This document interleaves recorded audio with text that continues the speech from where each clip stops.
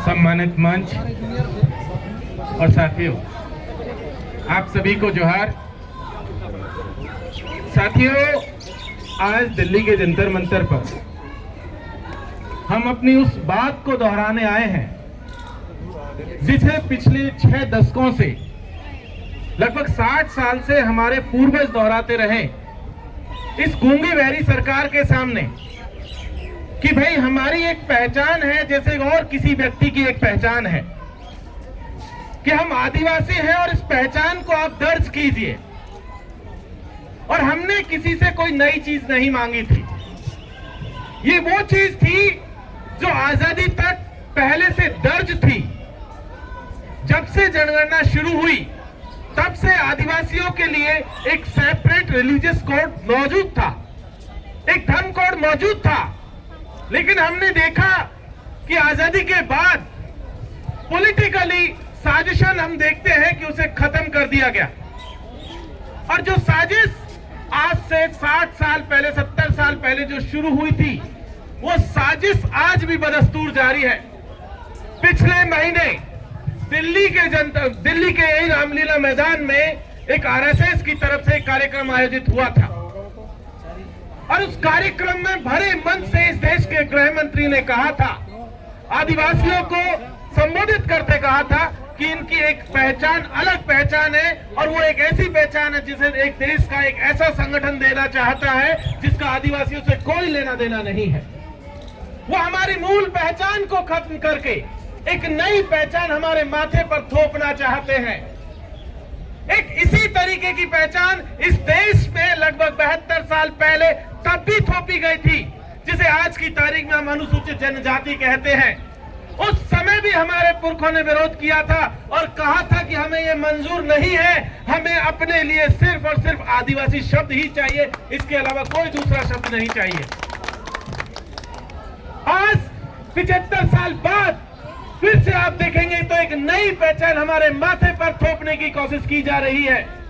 और ये क्यों हो रहा है, इसको देखेंगे तो पता चलेगा कि लगातार हर जगह पर अलग अलग तरीके से आपकी पहचान को खत्म करने की साजिश चल रही है।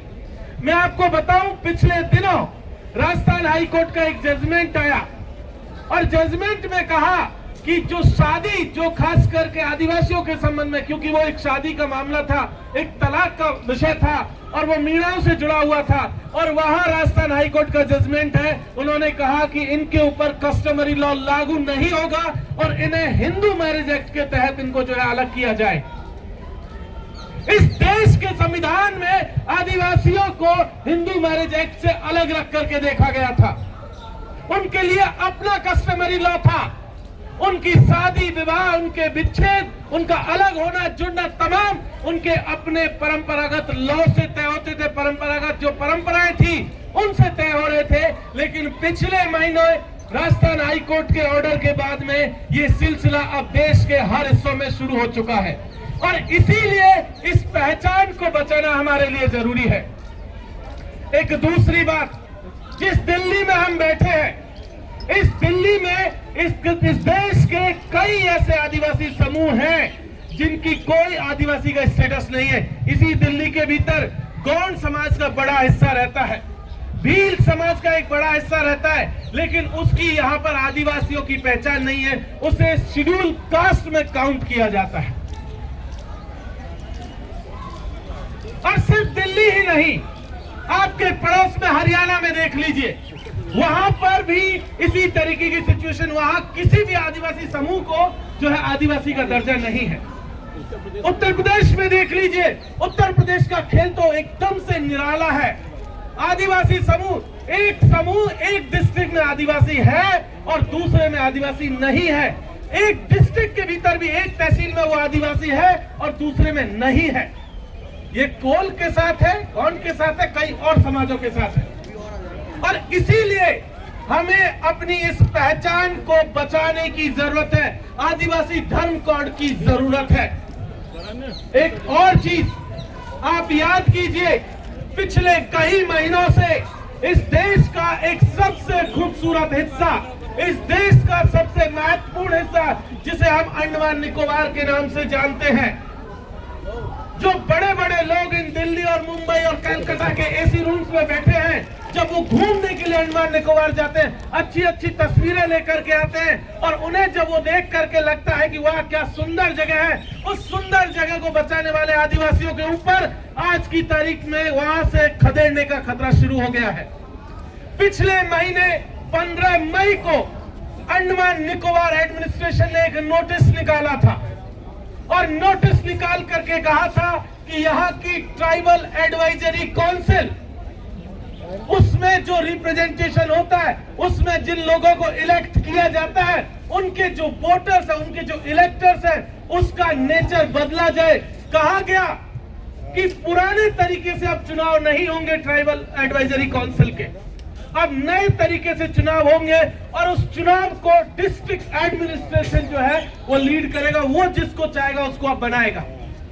एक परंपरा इस देश में अंडमान के भीतर लगभग 16वीं सदी से चली आ रही थी, जिसे आजादी के बाद इस देश की सरकारों ने मान्यता दी थी, उसे अब 75 साल बाद बदलने की कोशिश की जा रही है। और बहुत क्लियर यहां से कह देना जरूरी है, बहुत क्लियर उनका मोटिव है कि अंडमान निकोबार की जमीन को किस तरीके से छीना जाए और एक बड़े पूंजीपति घराने को दे दिया जाए। एक निकोबार, ग्रेट निकोबार प्रोजेक्ट के नाम से आप लोग देखेंगे तो पता चल जाएगा। पूरा अंडमान और निकोबार जितनी भी वहां पर आदिवासी समूह हैं, जो ऐसे समूह जो खुद खतरे के निशान के नीचे, खतरे के ऊपर चल रहे हैं, जिनके ऊपर आज भी ये संकट है कि उनकी संख्या ही नहीं बची। कई समूह तो ऐसे हैं जो 200, 400, 300 की संख्या में है, उनकी भाषा ही नहीं बची और जो मौजूद हैं उनके ऊपर भी आज की तारीख में खतरा है। और सिर्फ अंडमान निकोबार ही नहीं, आप याद कीजिए लद्दाख को। लद्दाख के लोग पिछले 6 साल से अपनी पहचान को बचाने की लड़ाई लड़ रहे हैं। वहां के आदिवासियों ने एक बात इस देश की सरकार से कही थी कि हमें अपनी जमीनों को बचाने के लिए, हमें अपने संसाधनों को बचाने के लिए संविधान की अनुसूची 6 दे दी जाए, उसे लागू कर दिया जाए। लेकिन आप देखेंगे कि इस देश की सरकार ने आज तक वो बात उनकी नहीं मानी। अनुसूची 6 ही नहीं, उनको इलेक्टेड बॉडी जो वो मांग रहे थे, विधानसभा में मांग रहे थे, स्टेटहुड तो छोड़ दीजिए, वो तक आज तक उनको नहीं मिली है। तो सिर्फ अंडमान लद्दाख का ही मसला नहीं। अब मणिपुर की हमारे साथी एक बात कर रही थी, मणिपुर को पिछले 3 सालों से हमने चलते हुए देखा है। ये इस देश की, इस सरकार की सबसे बड़ी नाकामी है और ये उनकी साजिश थी कि उस अच्छे खूबसूरत प्रदेश को एक तरीके से नेस्त नाबूद कर दिया गया। और किस लिए? ताकि वहां के संसाधनों को छीना जा सके, वहां की जमीन को लूटा जा सके, वहां के और प्राकृतिक संसाधनों को लूटा जा सके। और वो लूट सिर्फ मणिपुर में नहीं, पूरे नॉर्थ ईस्ट में लगातार जारी है। उनकी पहचान के ऊपर आए दिन हमला होता है। हम सब इस बात को जानते हैं कि वो ट्राइब्स किस तरीके की उनकी हिस्ट्री है, किस तरीके की उनकी लेगेसी है। लेकिन आज की तारीख में आप देखेंगे तो पता चलेगा कि उनकी लेगेसीज के साथ छेड़खानी की जा रही है, उनकी हिस्ट्री को खत्म करने का प्रयास किया जा रहा है। आप सेंट्रल इंडिया में उठा करके देख लीजिए, पूरे डीलिस्टिंग के नाम पर किस तरीके से आदिवासियों को बांटा गया। कहा गया कि जो आदिवासी क्रिश्चियनिटी को अपना लिया है, उसको मरने के बाद हम अपने शमशान में और कब्रिस्तान में जगह नहीं देंगे।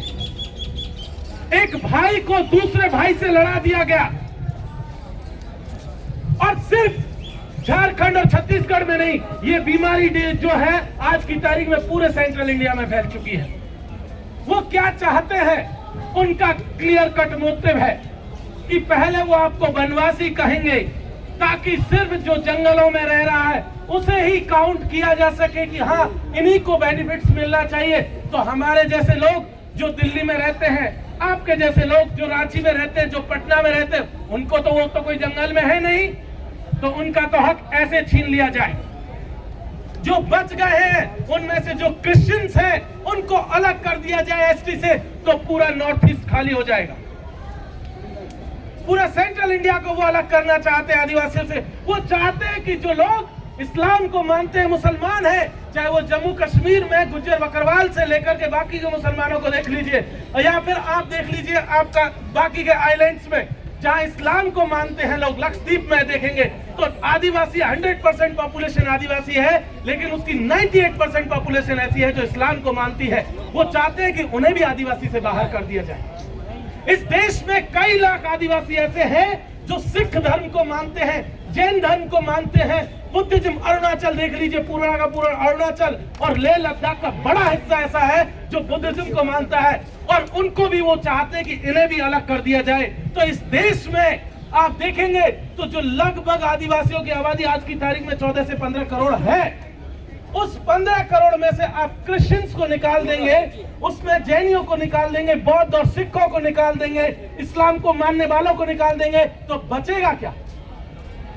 वो चाहते हैं कि जो शहरों में रहते हैं वो भी निकल जाए, तो बहुत छोटी सी संख्या एक बचेगी जिसको उनके लिए कंट्रोल करना आसान होगा, जिनको पीटना आसान होगा, जिनकी जमीनें छीनना आसान होगा।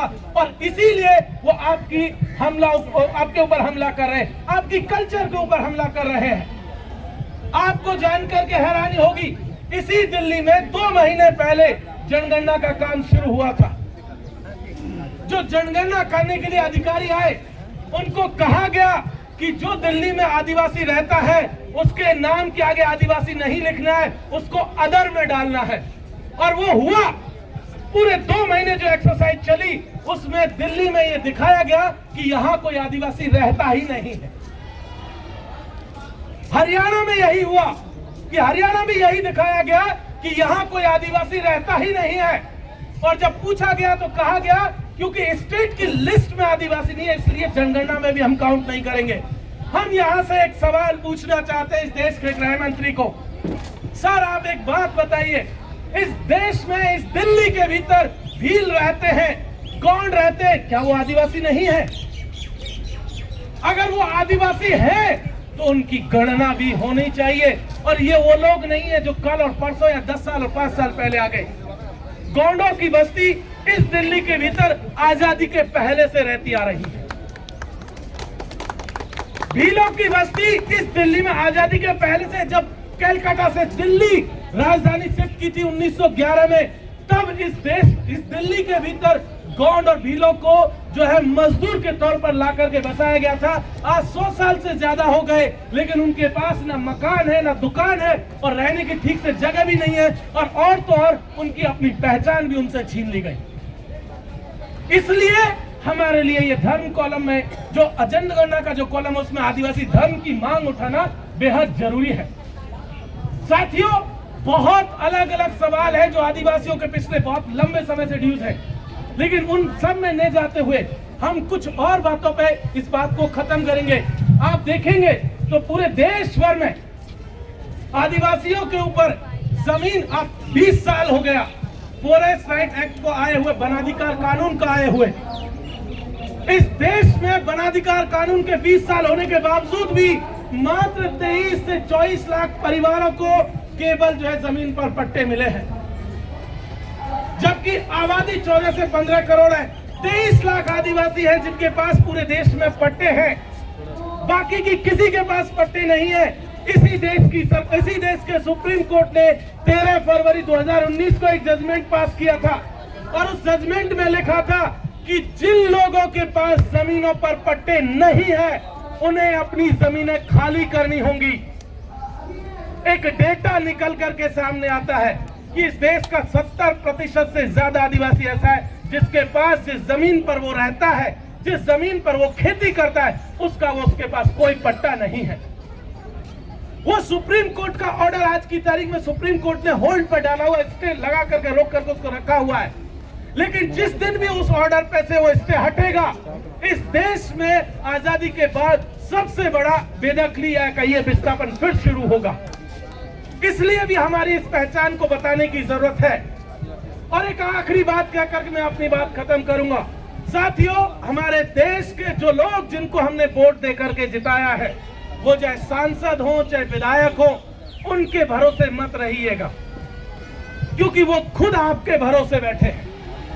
उनको लगता है कि आप सड़क पे मांग करोगे तो हम भी आपकी मांग को उठा देंगे, अगर आप नहीं करोगे तो हम भी नहीं करेंगे। और इसीलिए पिछले 1952 से लेकर के 2026 तक एक भी सांसद ऐसा नहीं है जिसने आवाज उठाई हो। एक राजकुमार रौत जी का नाम जरूर आता है, उसके अलावा एक भी सांसद नहीं है। तो इसलिए हमारे सांसदों के भरोसे मत बैठिए, क्योंकि वो खुद आपके भरोसे बैठे हुए साथियों। और इन्हीं सब बातों के साथ मैं अपनी बात को खत्म करता हूं। बहुत बहुत शुक्रिया, आप सब यहां आए और इस प्रोटेस्ट में, इस प्रोग्राम में हिस्सा लिया।